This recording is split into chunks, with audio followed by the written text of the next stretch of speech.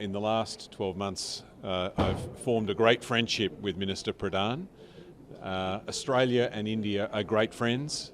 We have been for a long, long time, but our relationship is becoming stronger and deeper every day, and this agreement is just one example of that.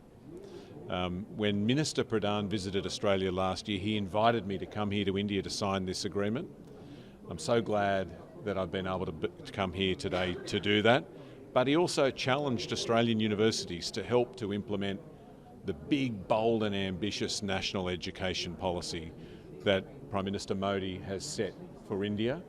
And we feel very privileged to be invited to be part of this great task. A number of agreements were signed here today. First is the mutual recognition of education qualifications to recognise each other's school qualifications and vocational qualifications and university qualifications.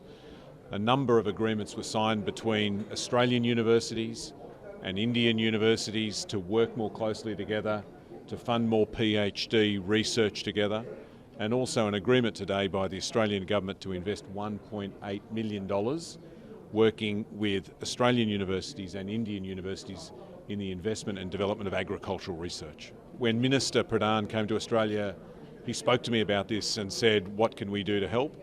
And I told him that we were putting hundreds of people at work in the Department of Home Affairs in Australia to process visas faster, and that is now happening.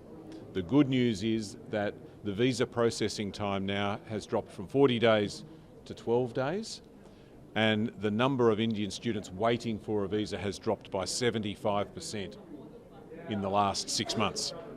So that's good news, but there's still more work to do, in particular for PhD students.